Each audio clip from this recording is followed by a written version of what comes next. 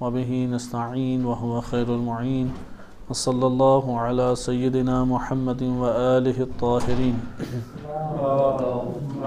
صلى على محمد وآل محمد. سورہ یونس آیت نمبر 95 اور 96 ارشاد باری تعالی ہوتا ہے وَلَا تَكُونَنَّ مِنَ الَّذِينَ كَذَّبُوا بِآيَاتِ اللَّهِ فَتَكُونَ مِنَ الْخَاسِرِينَ إِنَّ الَّذِينَ حَقَّتْ عَلَيْهِمْ كَلِمَةُ رَبِّكَ لَا يُؤْمِنُونَ. اس آیت کریمہ میں ہم خاسرین کے مطلب کو ملاحظہ کر رہے تھے کہ انسانی زندگی کا دار مدار جن اہم ترین مسائل پر ہوتا ہے ان میں سے ایک خسارہ اور نفع کی تشخیص ہے کہ نفع کو انسان مشخص کر کے حاصل کرتا ہے اور نقصان کو انسان مشخص کر کے اس سے چھٹکارا حاصل کرتا ہے. نفع اور نقصان کی صحیح تشخیص کا نہ ہونا انسان کی زندگی چاہے یہ مادی زندگی ہو یا اخروی زندگی ہر دو کی تباہی کا باعث بنتی ہیں. حتیٰ کہ ایسا نہیں ہے کہ مادی طور پہ بھی ہمیں نقصان کا علم نہ ہو، لیکن سوال یہ مادی نقصان سے بچنا بھی واجب ہے، ضروری ہے. اگر ہمیں یقین ہو کہ ایک چیز مادی طور پہ ہمیں نقصان دیتی ہے، ضرر رساں ہے، اور اس سے بچنا ہماری استطاعت اور قدرت میں ہے، تو شریعت کی جانب سے یہ ہمارے لیے ضروری قرار دیا گیا ہے کہ اپنے آپ کو اپنے ہاتھوں سے ہلاکت میں مت ڈالو، اپنے آپ کو بیجا طور پہ لا ضرر ولا ضرارہ ایک قاعدہ فقہی بھی بیان کیا جاتا ہے، شیعہ سنی دونوں جگہوں پر ہے، اور اس قاعدے سے استفادہ بھی کیا جاتا ہے. بہرحال ضرر سے بچنا، نقصان سے بچنا عقل کا بھی تقاضا ہے اور ہمارے پاس شر کا بھی تقاضا ہے. اس لیے مسئلہ یہ نہیں ہے کہ عقل اور شریعت میں ظاہری ضرر سے نہیں بچنا چاہیے، بچنا چاہیے. اس لیے قرآن نے واضح طور پہ کہا کہ اپنے آپ کو تم اپنے ہاتھوں سے ہلاکت میں مت ڈالو. لیکن سوال یہ پیدا ہوتا ہے کہ تشخیص کون دے گا کہ یہ میرے لیے ضرر ہے یا نہیں؟ سارا مسئلہ کس چیز کا آ جاتا ہے؟ تشخیص کا، کہ یہ چیز میرے لیے مادی دنیا میں ضرر ہے یا نہیں. کیونکہ اخروی دنیا کس حیات کے اوپر قائم ہے، یعنی ہمارے لیے اخروی دنیا کی سعادتیں یا اخروی دنیا کا عذاب، اس کا دار مدار حیات دنیا کے اوپر ہے، دنیاوی زندگی کے اوپر ہے. دنیاوی زندگی میں اعمال صالحہ و اعمال خیر وہ اخروی دنیا کی آبادکاری کے سبب بن جاتے ہیں، اور حیات دنیاوی میں ہماری بدعمالیاں وہ اخروی دنیا میں عذاب کا سبب بن جاتی ہیں. لہذا دار مدار آ کے کیا ہو گیا؟ حیات دنیا.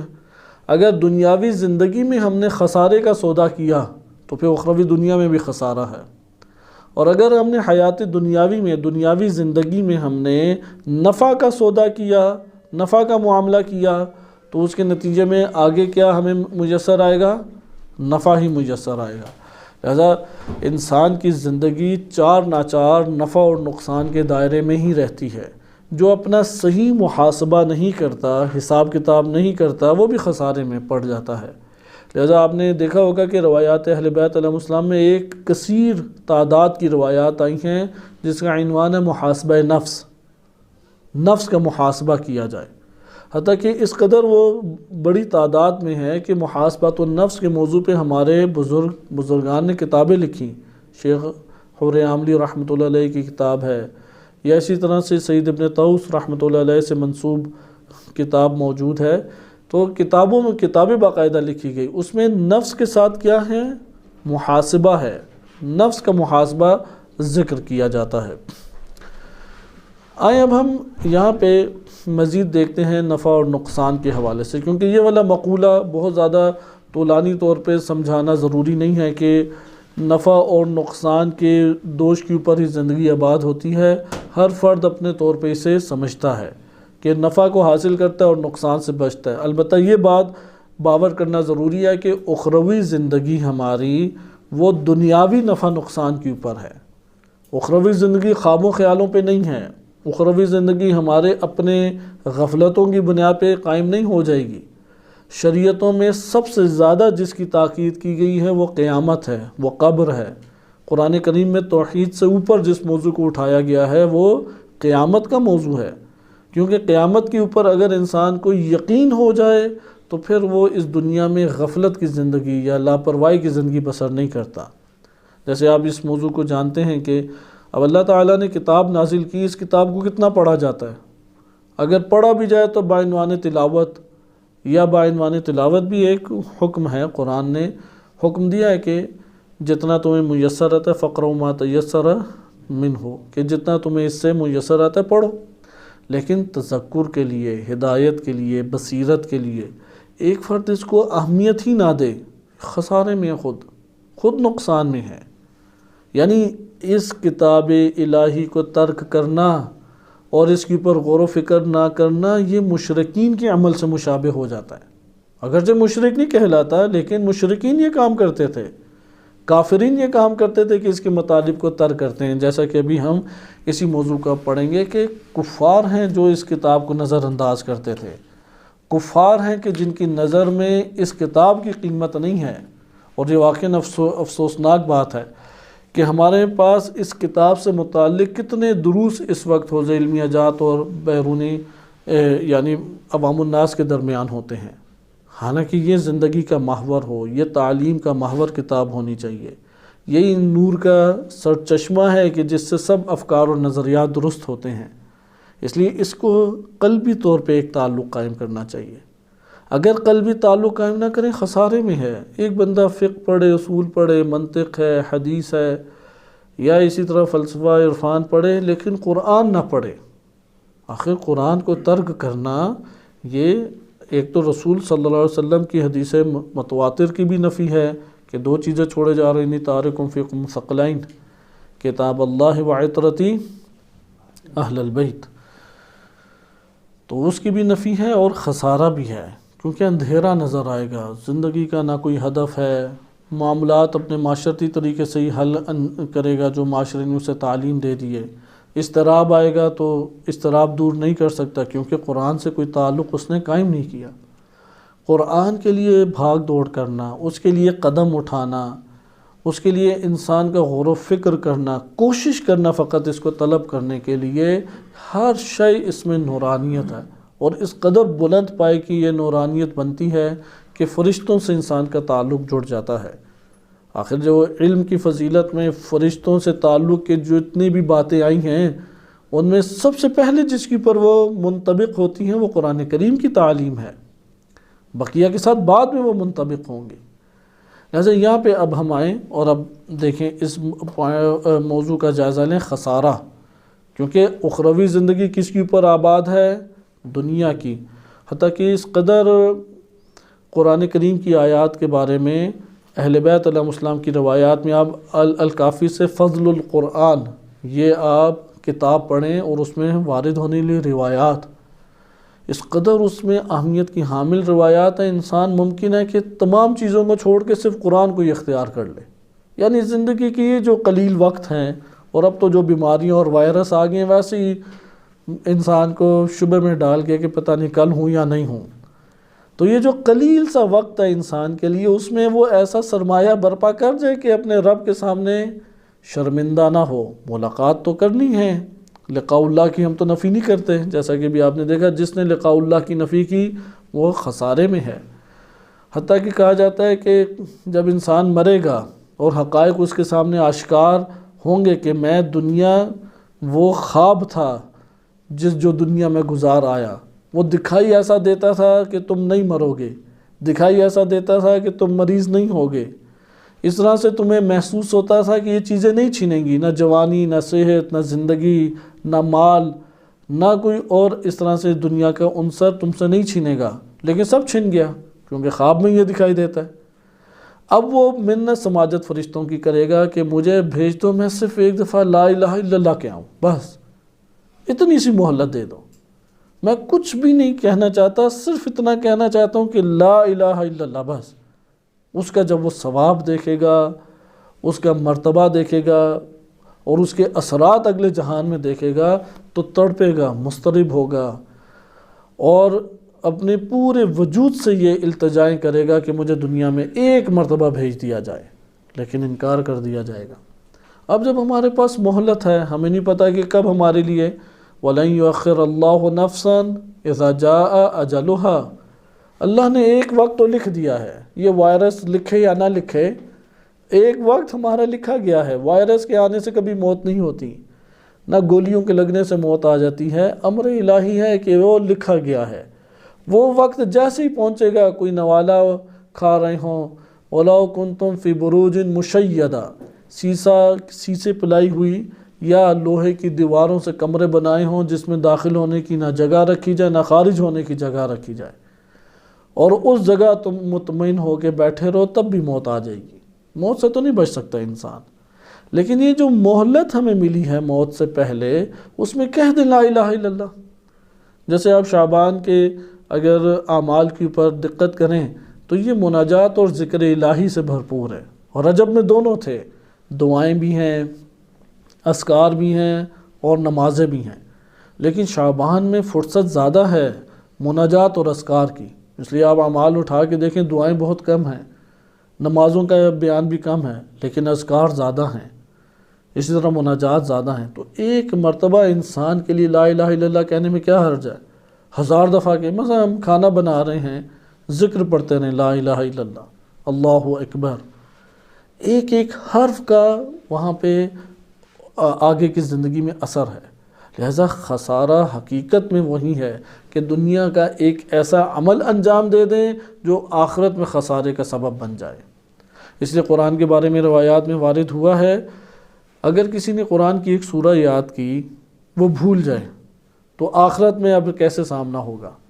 وہ اپنے جس حالت میں بھی ہے، سختی میں ہے یا آسانی میں ہے، انتہائی خوبصورت اسے ایک منظر دکھایا جائے گا یا ایک خوبصورت شے آئے گی، اور اس قدر خوبصورت ہوگی کہ وہ والہانہ طریقے سے اس کی طرف بڑھنے کی کوشش کرے گا یا اس کی خواہش کرے گا، وہ آ کے اچانک گم ہو جائے گی، غائب ہو جائے گی۔ تو وہ فرشتوں سے پوچھے گا یہ کیا تھا؟ کہا کہ یہ وہ سورہ تھی جو تو نے یاد کی پھر بھول گیا، اور اگر تجھے یاد ہوتی تو یہ تجھے مل جاتی۔ یعنی قرآن آپ کا ساتھ نہیں چھوڑے گا، آپ نے تلاوت کی تب بھی نہیں چھوڑے گا، اور سمجھ اور فہم سے دلوں میں بسایا ہو پھر تو کہاں، اس کا تو ربط نہیں ٹوٹ سکتا۔ لہذا قرآن کے ساتھ تعلق صرف سورہ یاد کی تو وہ منظر دکھانے کی حد تک بھی سامنے آ جائے گی، کیونکہ ہم نے اسے ذہن میں لایا تھا، پھر ہم نے بھگا دیا، تو جتنا ذہن میں لائے تو اتنی مقدار وہ سامنے آ جائے گی، جب بھگا دیا تو پھر بھاگ جائے گی وہ۔ یہ ہے خسارہ، بھگانا اس کا خسارہ ہے، نہ قرآن پڑھنا خسارہ ہے، قرآن کے مطالب یاد نہ کرنا خسارہ ہے۔ آئیں اب ہم قرآن کی بارگاہ میں آتے ہیں اور خسارے کے دیگر مفاہیم کو سمجھتے ہیں۔ اس موضوع کی دیگر روایات بھی، اب یہ کوئی چھوٹی چیز نہیں ہے کہ ابھی آپ آسمان کے اوپر نگاہ ڈالیں، ستارے رات کو تاریک اندھیرے میں زیادہ ستارے نظر آتے ہیں، روشنی میں، اندھیرے میں خوب گھپ اندھیرا ہو۔ ان الانسان لفی خسر، انسان خسارے میں ہے، یعنی یہ دنیا اور دنیا کی زندگی کاملاً گھپ اندھیرا ہے، گھپ اندھیرا۔ فرشتے دیکھتے ہیں تو اندھیرے کے علاوہ کچھ نظر ہی نہیں آتا، اسی لیے جب آدم علیہ السلام کی خلقت انی جاعل فی الارض خلیفہ کہا تو تڑپ اٹھے کہ ادھر تو تاریکی تاریکی ہے، ادھر کہاں سے کوئی نور آئے گا؟ تو اللہ ولی الذین آمنوا یخرجہم من الظلمات الی النور، یہ اللہ کی ذات ہے جو ولی، جس کا اللہ ولی بن جائے پھر وہ تاریکیوں میں کبھی نہیں رہتا۔ اب گھپ اندھیرا ہے، آپ فقط قرآن کی تلاوت کرتے ہیں تو فرشتوں کو ستارے کی طرح وہ جگہ چمکتی نظر آتی ہے، صرف تلاوت کرتے ہیں۔ یعنی قرآن کی برکات اس قدر زیادہ ہیں، اس قدر زیادہ، زبان سے جاری ہو جائے تو وہ پورے ماحول کو منور کر دیتی ہے، صرف ایک فرد نہیں، صرف زبان کو نہیں، پورے ماحول کو وہ روشن اور منور کر دیتی ہے۔ اب اس قرآن کی تلاوت کے لیے بہانے تلاش کریں، کوئی مر جائے تو تب پڑھا جائے، کوئی مصیبت آ جائے تو تب پڑھا جائے۔ جیسے ابھی مسلمانوں کو اذانیں یاد آ گئی ہیں جو اذانوں کے وقت نہیں ہیں، وہ پوری رات اذانیں دے کے فجر کے ٹائم ممکن ہے سو جاتے ہوں۔ صحیح ہے، اذانوں کے جو اوقات ہیں اس میں کوئی اذان نہیں دیتا، یہ تعجب کی بات ہے۔ جو اذانوں کے اوقات اللہ نے رکھے ہیں ادھر اذان دے تو کورونا نہیں بھاگے گا، اور جسے اللہ نے اذان کے اوقات قرار نہیں دیے اور کسی پیر فقیر نے بتا دیے اس ٹائم اذان دی تو کورونا بھاگ جائے گا۔ یہ عقل مسلم کیسی عقل ہے؟ یعنی جس کو اللہ نے قرار دیا یہ قرآن پڑھیں، اس سے تعلق قائم کریں۔ خود قرآن کریم کا یہ کہنا ہے کہ وَلَوْ أَنَّ أَهْلَ الْقُرَىٰ آمَنُوا وَاتَّقَوْا لَفَتَحْنَا عَلَيْهِمْ بَرَكَاتٍ مِّنَ السَّمَاءِ وَالْأَرْضِ، اگر قرآن اور تقوی اختیار کریں، تقوی کہ اللہ تعالیٰ ان اللہ مع المتقین، اس کلمے پہ غور کرتے رہیں انسان تعجب میں پڑتا چلا جاتا۔ اللہ جس کے ساتھ ہو وہ خسارے میں نہیں رہتا، اللہ متقین کے ساتھ ہے۔ تم تقوی الہی، یعنی ہمارا کام ہے تقوی اختیار کرنا۔ تقوی الہی کیا ہے؟ قرآن زبان پہ جاری کریں۔ عقل منور کب ہوگی؟ جب اس کے اوپر غور و فکر کریں۔ قرآن پہ غور و فکر شروع کر دیں، عقل اور باطن منور ہونا شروع ہو جائے گا۔ قرآن زبان کے اوپر دوڑانا شروع کر دیں، تلاوت کرنا شروع کر دیں، صرف زبان نہیں آس پاس کا ماحول بھی منور ہونا شروع ہو جائے گا۔ اس لیے کہا گیا کہ اونچی آواز میں قرآن پڑھنا چاہیے، بہترین آواز میں قرآن پڑھنا چاہیے۔ اللہ سبحانہ و تعالیٰ کے سامنے مؤدب بیٹھنے کا انداز ہو، باوضو ہو۔ قرآن کس قدر قیمتی چیز ہے کہ زبان پہ جاری ہو تو فرشتوں کو یہ پورا کا پورا ماحول کیا ہے؟ نورانی نظر آنا شروع ہو جاتا ہے، ستاروں کی مانند۔ اس لیے قرآن سے یہ سب تعلقات جوڑنے چاہیے جو ہمیں دین نے سکھائے ہیں، بجائے اس کے کہ اپنے پاس سے خود ہی ایجاد کرنے شروع کر دیں۔ جیسے دین نے اذانوں کے 5 وقت مقرر کیے کہ تم اذان دو، اقامت دو، اور اس کے فضائل پڑھیں۔ روایات میں کثیر فضائل ہیں کہ اگر کسی نے اکیلا بھی ہے، تنہا اگر اذان دی اور اقامت پڑھی تو مشرق سے مغرب تک فرشتوں کی صف بچھ جاتی ہے جو اس کے پیچھے نماز پڑھتے ہیں۔ یہ نہ سمجھے اکیلے نماز پڑھ رہے ہیں، اور اگر فقط اقامت دے کے نماز پڑھتا ہے فقط، تو پھر ایک فرشتہ پیچھے کھڑا ہوتا ہے۔ اگر اذان دیتا ہے اور اقامت دیتا ہے، وہ ایک تا حد نگاہ انسان کے فرشتوں کی ایک صف ہے۔ انسان ان چیزوں سے مادی طور پہ حجاب کی وجہ سے بے خبر ہے، لیکن دین نے آ کے روشن کیا۔ آئیں اسی حوالے سے آگے چلیں اور ہم دیکھیں کہ قرآن نے خسارہ مزید کسے بیان کیا ہے۔ قرآن کریم نے تکذیب اور لقاء کے بعد کفر کی صورت میں جو تکذیب ہے اس کو خسارہ قرار دیا ہے کہ جنہوں نے اللہ کی آیات کا کفر کیا۔ جس طرح پہلے ہم پڑھ چکے ہیں کہ تکذیب ایک دفعہ قلبی ہوتی ہے، ایک دفعہ لسانی ہوتی ہے اور ایک دفعہ عملی ہوتی ہے، بالکل اسی طریقے سے بھی کفر ہے۔ کفر ایک دفعہ قلب میں ہے، ایک دفعہ کفر قلب میں نہیں بلکہ لسان پر ہے، زبان پر ہے، اور ایک مرتبہ عمل سے کفر آتا ہے، نہ دل میں نہ زبان پہ لیکن عمل سے وہ انکاری ہے۔ مثلا قرآن کریم ہمارے پاس ہے لیکن ہم اس سے کوئی تعلق نہیں جوڑتے، نہ اس کے اوپر تدبر کرتے ہیں، نہ اسے یاد کرتے ہیں، نہ سمجھنے کی کوشش کرتے ہیں۔ یہ عملی طور پہ قرآن کا انکار، کیونکہ قرآن کے مطابق جو عمل نہیں کر رہا یہ عملی انکار ہے، بے شک اس نے لسانی اور قلبی طور پہ انکار نہیں کیا۔ یہ اولئک هم الخاسرون، جنہوں نے بھی کفر کیا اللہ کی آیات کا وہ خسارے میں ہیں۔ ایک اور آیت دیکھیں کہ جس میں سورہ نحل آیت نمبر 64، اس میں ارشاد باری تعالیٰ ہوتا ہے کہ فَلَمْ يَكُنْ يَنْفَعُهُمْ إِيمَانُهُمْ لَمَّا رَأَوْا بَأْسَنَا، کہ جب ہمارا عذاب وہ دیکھ لینے کے بعد ان کا ایمان انہیں فائدہ نہیں دے گا۔ کوئی ہزار کہتا رہے اب میں ایمان لے آیا، اب میں ایمان لے آیا، جیسے ابھی میں نے بتایا کہ اب مر جائے تو کہ ایک لحظے کے لیے، ایک سیکنڈ سے بھی کم کے لیے مجھے بھیج دو کہ میں لا الہ الا اللہ کہہ آؤں۔ حالانکہ فارغ اوقات تھے، صفائیاں کر رہے، لا الہ الا اللہ پڑھتا رہتا، کھانے بنا رہا ہے، برتن دھو رہا ہے، لا الہ الا اللہ پڑھ سکتا ہے اور اس میں تاثیر بھی زیادہ ہے، عبادت ہی عبادت۔ لیکن اب جب اس نے موت کا وقت دیکھ لیا، اب چیخنے چلانے کا فائدہ کیا؟ کوئی اسے نفع نہیں ملے گا۔ سنت اللہ التی قد خلت فی عبادہ، یہ اللہ کے وہ قوانین ہیں جو اللہ کے بندوں میں جاری ہوتے ہیں۔ وَخَسِرَ هُنَالِكَ الْكَافِرُونَ، کافر وہاں پہ خسارے میں ہے۔ لہذا اس جگہ پہ سب تشخیص اس پہ آ جاتی ہے مادی جہان میں خسارہ کیا ہے۔ مثال کے طور پہ ادھر اس مطلب کو دوبارہ ذہن میں لانے کے لیے آپ کی خدمت میں تکرار کیا جائے کہ دنیا کی زندگی میں مادی طور پہ پہلے ہم خسارہ اور فائدہ اور نقصان اس کی تشخیص دیں گے۔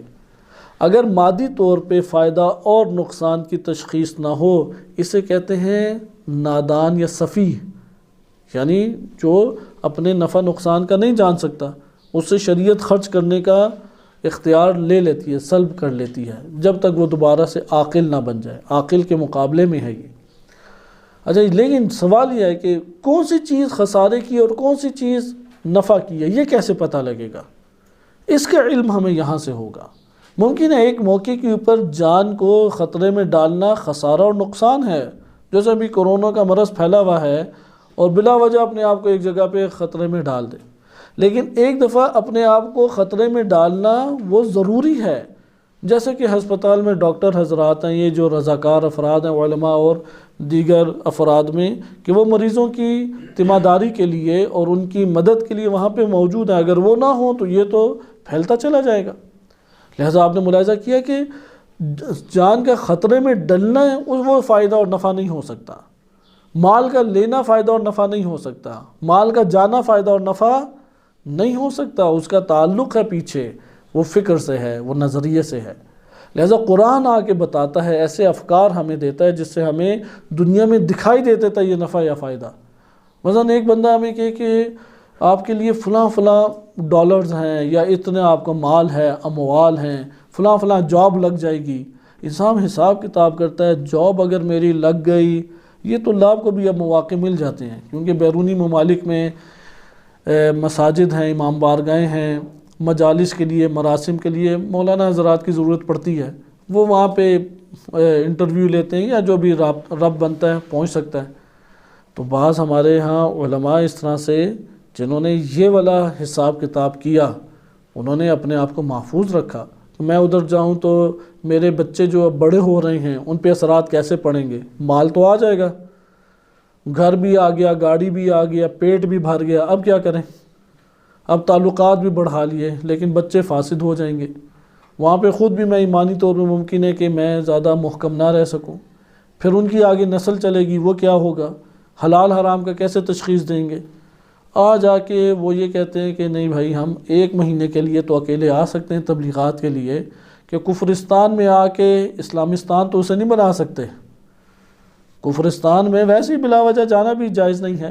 بہرحال معاش کے لیے افراد جاتے ہیں، تعلیم کے لیے جاتے ہیں، ہم 1 مہینے کے لیے جاتے ہیں، پھر واپس آ جاتے ہیں۔ حساب کتاب بعض لوگ جاب میں بھی کرتے ہیں، آپ کے بھی آس پاس ایسے افراد ہوں گے کہ مثلا انہیں موقع مل رہا ہے کہ پاکستان میں جاب کریں تو تنخواہ جی 70-80 ہزار روپے رہے گی، لیکن وہ پیرس چلے جاتے ہیں یا سوئٹزرلینڈ چلے جاتے ہیں، امریکہ وغیرہ منتقل ہو جائیں، تو وہاں پہ ان کی تنخواہ ممکن ہے 2-3 لاکھ روپے ہو جائے۔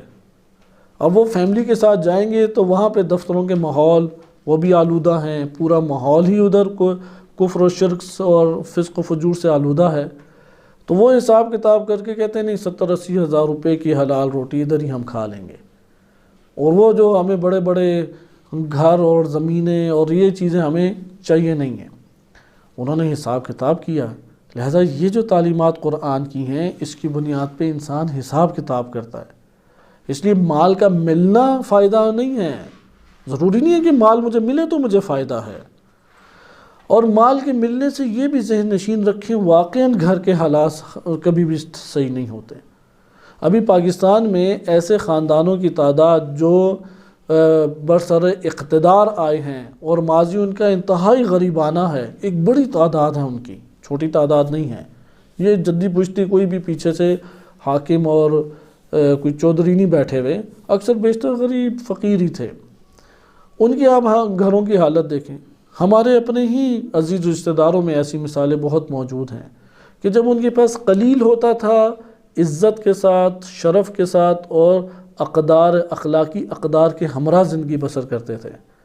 اب کثیر آیا ہے تو گھر کا سکون تو گیا ہی گیا ہے، رشتہ داری کے تعلقات بھی چلے گئے، اور 4-5 افراد میں باعزت بن کے بیٹھے ہوئے ہیں، بقیہ عزت دار نہیں، کیونکہ وہ ملتے ہی نہیں ہے کہ عزت دار سمجھیں، غریبوں سے کس نے ملنا ہے۔ تو اس طرح کے جب معاملات آتے ہیں تو یہ مال بیجا طور پہ جب مال کو نفع سمجھا جائے تو وہ انسان کو اندر سے بھی توڑ کے رکھ دیتا ہے اور بیرونی طور پہ بھی فاسد کر کے رکھ دیتا ہے۔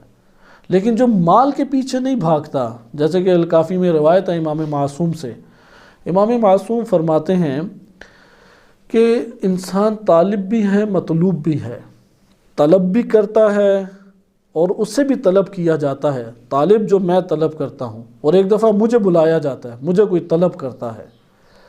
دنیا دار جو انسان ہے وہ دنیا کو طلب کرتا ہے، دنیا کو طلب کرتا ہے، لیکن موت اسے بلاتی ہے اپنے پاس۔ سمجھے کہ موت ہے پولیس اور یہ ہوٹلوں کی طرف بھاگنا چاہتا ہے، یہ ہوٹلوں کو طلب کر رہا ہے، پولیس اس کے پیچھے اسے طلب کر رہی ہے۔ بس دنیا دار کی حالت ایسی ہے کہ دنیا اس کے آگے آگے بھاگتی جاتی ہے اور موت اس کے پیچھے پیچھے بھاگتی ہے۔ وہ دنیا کو تو نہیں لے پاتا، لیکن موت اسے دبوچ کے لے جاتی ہے۔ یہ دنیا دار کا حال ہے۔ جو مال کے پیچھے پیچھے بھاگتا ہے وہ جتنا مال لے لے آگے کا حریص ہو جائے گا، اتنا لے لے اس سے آگے کا حریص ہوگا۔ یہ تو ہم عام اپنے نفس میں حالت اس بات کی پاتے ہیں۔ جتنا مل جائے پھر اگلے کی خواہش اندر رہتی ہے، وہ مل جائے پھر اگلے کی خواہش رہتی ہے، یہاں تک کہ موت آ کے اسے دنیا سے لے جاتی ہے۔ لیکن جو آخرت کو طلب کرتا ہے، یعنی اس کا رخ آخرت کی وہ طرف ہے، وہ مال کے پیچھے نہیں بھاگتا، وہ آخرت کے پیچھے بھاگتا ہے، تو دنیا اس کو پھر طلب کرتی ہے، کیونکہ وہ تو کہتا ہے کہ موت آ اور مجھے ادھر لے جا۔ وہ تو موت کو طلب کر رہا ہے تاکہ میری آخرت ادھر آباد ہے اور میں ادھر ویران بیٹھا ہوا ہوں۔ الدنیا سجن المؤمن و جنت الکافر کہ روایت کے الفاظ ہیں کہ دنیا مومن کے لیے قید خانہ ہے۔ جب کچھ کرنے لگے چند قیدیں آ جاتی ہیں، کھانا کھانے لگے حلال کی قید ہے، نیند پوری کرنے لگے نماز کے اوقات کی قید ہے، انتقام لینے لگے حدود الہیہ کی قید خانہ ہے مومن کے لیے۔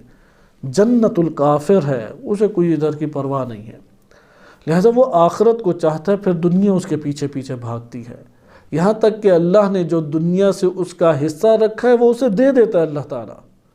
وہ نہیں اسے، وہ دنیا کو پیچھے ہٹاتا ہے، دنیا کہتی ہے کچھ لے لو کچھ لے لو۔ جیسے ادھر آپ کو کہیں کہ یار آج کھا لیں، مہربانی ہوگی آج کھا لیں، آپ کہتے ہیں نہیں کھانے کھا کے اب تھک گئے ہیں، صحیح، اور ہم نے کھانے نہیں کھانے، وہ پھر کہے گا کہ یار اچھا آج تھوڑا سا اور گوشت کھا لو، کیونکہ یہی دنیا ہے۔ سید الطعام کہا گیا ہے، اللحم سید الطعام، روایت میں وارد ہوا ہے کہ کھانوں کا سردار کون ہے؟ گوشت۔ اب گوشت سے تنگ آ کے تو پھر کیا کھانے میں لذت رہی؟ پھر تو کچھ بھی نہیں ہے۔ اسی طرح سو کے تھک گئے، بہرحال وہ کم ہی لوگ تھکتے ہیں، لیکن تھک گئے وہ کہتے ہیں اب کیا نیند پوری کر کے کریں۔ تو یہ ہے کہ دنیا اسے اپنا حصہ دے دیتی ہے اور وہ لے کے آگے چلا جاتا ہے۔ لہذا مال کا پانا وہ کبھی بھی نفع نہیں ہے، اور مال سے چھٹکارا وہ بھی کبھی بھی خسارہ نہیں ہے، وہ افکار کے اوپر ہیں۔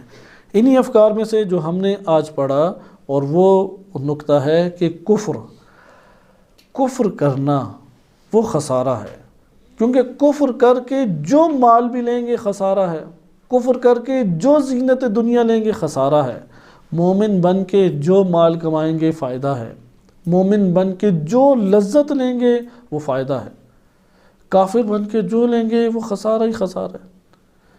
ایسا یہ ساری چیزیں ہمارے پاس اس طور پہ آتی ہیں کہ ہم اپنی زندگی میں اس کے مطابق عمل کریں۔ ابھی ایک ہی کل ایک سوال کسی نے بھیجا، ظاہراً وہ طالب علم ہی تھا، امامہ پوش طالب علم، لیکن بیرون ملک میں زندگی بسر کرتا ہے، تو وہ چھوٹے مرحلے میں ہی چلا گیا ہوگا، بہرحال کس ملک میں تھا اس نے یہ نہیں بتایا، تو اس کا سوال بس یہ تھا کہ قبلہ یہ بیان کر دیں کہ میں بڑی ایک مشکل میں پھنس چکا ہوں، اور اس مشکل میں آپ مجھے حل بتائیں۔ حل بھی اس نے بتایا کہ یہ چیز بتا دیں تو وہی حل ہے۔ وہ یہ تھا کہ ایک خاتون ہے، اس سے گہرا تعلق قائم ہو گیا ہے، اور انتہائی میں مشکل محسوس کر رہا ہوں، اور میں اس سے نکاح کرنا چاہتا ہوں، تو ولی کی اجازت کے بغیر آیا نکاح ہو سکتا ہے یا نہیں؟ کیونکہ خود طالب علم تھا وہ، کہ میں نے پڑھا ہے کہ احتیاط واجب ہے، تو آپ اب حل مجھ سے جو وہ پوچھ رہے ہیں وہ یہ ہے کہ آپ ایسے مرجع تقلید کا بتا دیں چونکہ احتیاط واجب میں رجوع کر سکتے ہیں اور انہوں نے ولی کی قید نہ لگائی ہو، کیونکہ اس کے علم کے دائرے میں نہیں آ رہا ابھی تک کوئی مجتہد، تو اس نے کہا چلو پتہ کر لیں کہ ان کی اطلاع میں کوئی ایسا مجتہد ہو تو میں زبردستی اسی کی طرف رجوع کر لوں، کیونکہ اسے عالم بنانے میں کیا عیب ہے؟ احتیاط واجب میں تو عالم کی طرف رجوع کرنا ہے، تو اس نے اسی کو عالم بنا دینا ہے کہ جس نے ولی کی قید ہٹائی بھی ہے۔ تو اس سے پہلے میں نے کہا کہ اگر اہل کتاب ہے اور آپ کا پہلے نکاح نہیں ہوا تو مراجع کی نظر میں آپ نکاح متع کر سکتے ہیں، ولی کی اجازت نہیں ہے۔ یا اگر اہل سنت میں سے اور ان کے ہاں ولی کی اجازت ضروری نہیں ہے، ان کے مبنا کے تحت اس اہل سنت لڑکی سے بھی شادی ہو سکتی ہے۔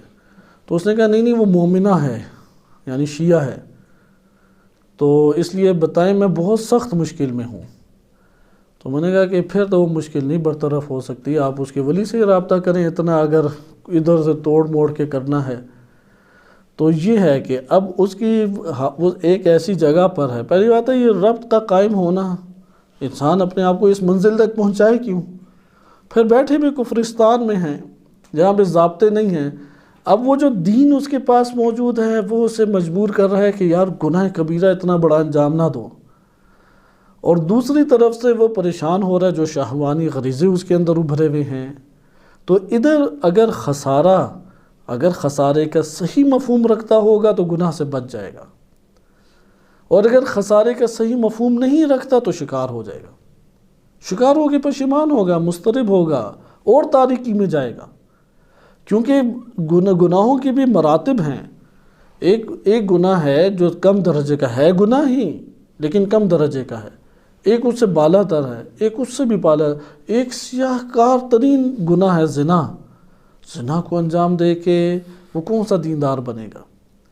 بہرحال تو یہ خسارے کا مفہوم ہے، جو خسارے کا مفہوم سمجھ لے اس کے پاس آخری حل کیا ہوتا ہے؟ توبہ۔ وہ اللہ تعالیٰ کس قدر کریم اور رحیم ہے، اگر ایک بندے نے سیاہ کیا اور خسارہ در خسارہ اپنے وجود پہ لے آیا ہے تو توبہ کر کے لوٹ کے دوبارہ نورانیت اور نفع میں آ سکتا ہے۔ یہ زندگی کی مہلت ہے، حقیقت میں زندگی جو ہمیں دی ہے، دوسرے مر جاتے ہیں ہم زندہ ہیں، دوسرے کورونا کا مریض ہو رہے ہیں ہم نہیں ہو رہے، حکمت الہی اس میں جانے کہ تجھے مہلت ہے کہ تو نفع اٹھا لے اور خسارے سے بچ جا، جتنے خسارے اٹھائے ہیں ان خساروں کو دور کر لے، یہ زندگی کی مہلت ہے۔ ممکن ہے کوئی ایکسیڈنٹ ہو جائے، ممکن ہے یہ مرض لگ جائے، ممکن ہے کہ کچھ اور ہو جائے، اور انسان اب تو ایسے اسباب ہیں پتہ ہی نہیں لگتا مر کیوں گیا ہے۔ اور طلاب میں پچھلے سال کتنے ہی جوان اموات ہوئیں کہ ہارٹ اٹیک کسی کو ہو گیا، ایکسیڈنٹ کسی کے ہو گیا، باپ بیٹے جا رہے ہیں سامان لینے، اور ایکسیڈنٹ ہوا، دونوں کے دونوں اسی جگہ پہ سر دست ادھر ان کا انتقال ہو گیا۔ لہٰذا یہ مہلت ہے، اس مہلت الہی، یعنی یہ حال کی زبان ہے۔ ایک زبان ہوتی ہے الفاظ کی، ایک زبان ہوتی ہے حال کی۔ حال کی زبان سمجھیں جو اللہ تعالیٰ کی طرف سے ہے۔ حال اگر ہم ادھر ہیں تو حال زبان حال کہہ رہی ہے کہ پڑھو اور تہذیب نفس کرو۔